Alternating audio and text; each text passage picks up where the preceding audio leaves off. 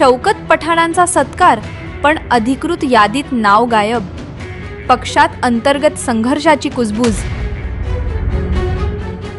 गेल्या काही वर्षांपासून all India Majlise Ittehadul Muslimeen AIMIM पक्षाच्या सोलापूर शहर व जिल्हाध्यक्ष पदावर हाजी फारुक मकबूल शाब्दी कार्यरत होते.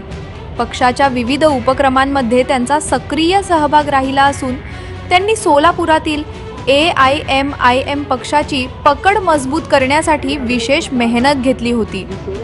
याच कार्याच्या पार्श्वभूमीवर काही दिवसांपूर्वी त्यांची पदोन्नती करत मुंबई विभाग अध्यक्ष म्हणून नियुक्ती करण्यात आली.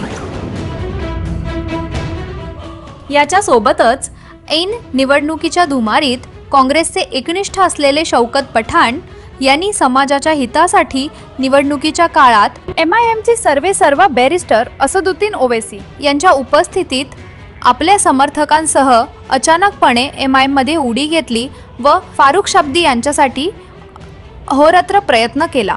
आज हमारे पास शौकत पठाण आ गया. मग काही दिवसानंतर MIMचे प्रदेशाध्यक्ष यांच्या जलील यांचा सोलापूर दौऱ्यानिमित्त आल्यानंतर शौकत पठाण यांचं MIMच्या जिल्हाध्यक्षपदी नियुक्ती करण्यात आली आणि त्यानंतर स्थानिक पातळीवर त्यांचा जाहीर सत्कारही करण्यात आला.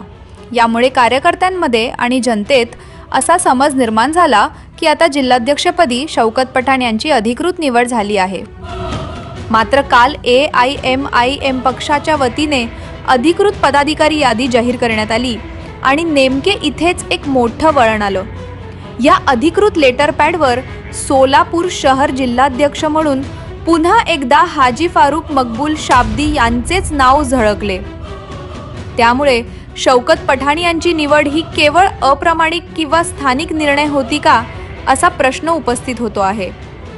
या उलटफेरामुळे सोलापूरमध्ये AIMIMच्या नेतृत्वावर प्रश्नचिन्ह निर्माण झाले असून कार्यकर्त्यांमध्ये संभ्रम निर्माण झाला आहे. काही कार्यकर्ते हाजी फारुक शाब्दी यांच्या पुनर्नियुक्तीचे स्वागत करत आहेत, तर काही जण शौकत पठाण यांना दिलेल्या स्थानिक सन्मानामुळे त्यांच्या नेतृत्वाची मागणी करत आहेत. सोशल मीडियावरही या विषयावर दोन्ही बाजूंनी मतप्रदर्शन सुरू झाले असून AIMIM मध्ये अंतर्गत मतभेद असल्याची कुजबूज सुरू आहे. या सगळ्या पार्श्वभूमीवर AIMIMच्या वरिष्ठ नेतृत्वाकडून अधिकृत स्पष्टीकरण अपेक्षित आहे.